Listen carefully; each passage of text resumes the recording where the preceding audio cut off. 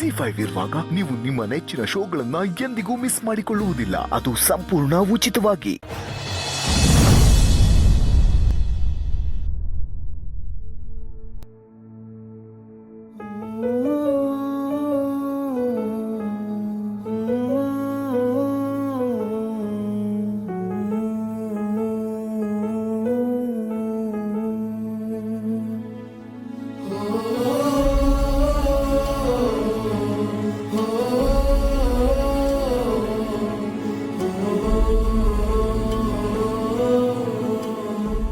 ಮಾಕಾಣವ ನಮ್ ಶಿವಗ್ ಹೊಲ್ದಂಗೆ ಇನ್ಯಾರಿಗೂ ಒಲಿಯೋದಿಲ್ಲ ಅನ್ಸುತ್ತೆ.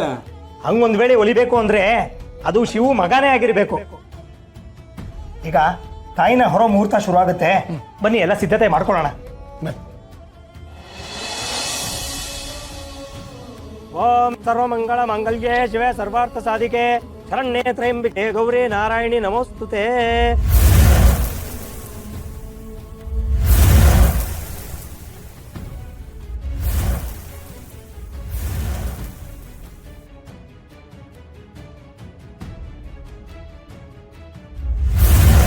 ನಾನು ಮಾವನ ಮೇಲೆ ದೇವಿ ಬಂದಿರೋದನ್ನ ಯಾವತ್ತೂ ನೋಡೇ ಇಲ್ಲ.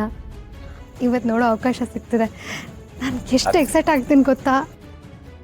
ಅದಕ್ಕೆ ಈ ದೃಶ್ಯ ನೋಡಕ್ಕೆ 2 ಕಣ್ಣು ಸಾಲಕ್ಕಿಲ್ಲ.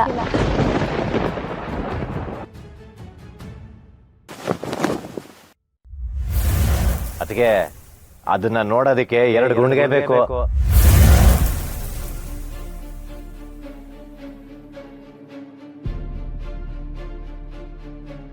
ಮೊದಲನೇ ಸಲ ನೋಡ್ತಾ ಇದ್ದೀರಾ, ಒಂದ್ ಸ್ವಲ್ಪ ಭಯ ಆಗ್ಬೋದು. ಅದಕ್ಕೆ ಅಣ್ಣ ಮನೇಲಿರ್ತಾನಲ್ಲ, ಇಲ್ಲಿ ಹಂಗಿರಲ್ಲ. ಅದೇ ಬೇರೆ ಇದೇ ಬೇರೆ.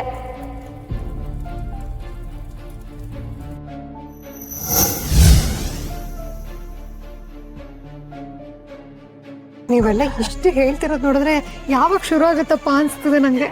ಇನ್ನೇನ್ ಸ್ವಲ್ಪ ಹೊತ್ತು ಯಜಮಾನ್ರು ಬಂದ್ಬಿಟ್ರೆ ಆರತಿ ಮಾಡಿ ಕಾಯಿ ಒಡೆದು ಬಿಟ್ರೆ ಶುರುನೇ. ಯಜಮಾನ್ರು ಬಂದ್ರು. ಅಪ್ಪ ನೀನ್ ಹೇಳ್ತಿದಂಗೆ ಬಂದ್ರು ನೋಡು.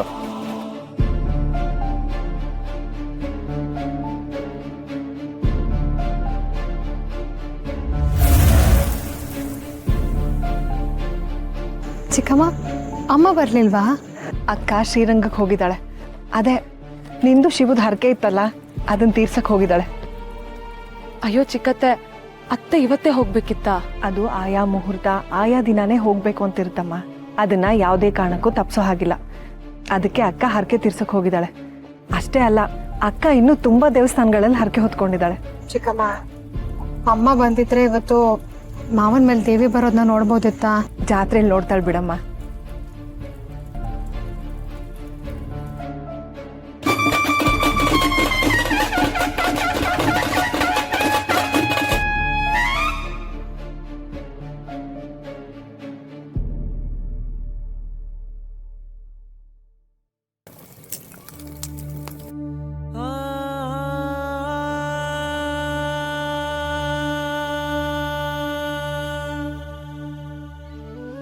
ಓಂ ಪ್ರಕೃತ್ಯೈ ನಮಃ, ವಿಕೃತ್ಯೈ ನಮಃ, ದುರ್ಗಾಯ ನಮಃ, ಓಂ ಮಹೇಶ್ವರ್ಯೈ ನಮಃ, ಮಹಾದೇವಿಯ ನಮೋ. ZEE5 ಆಪ್ ಡೌನ್ಲೋಡ್ ಮಾಡಿ ಎಲ್ಲಾ ಸಂಚಿಕೆಗಳನ್ನು ಸಂಪೂರ್ಣ ಉಚಿತವಾಗಿ ನೋಡಿ.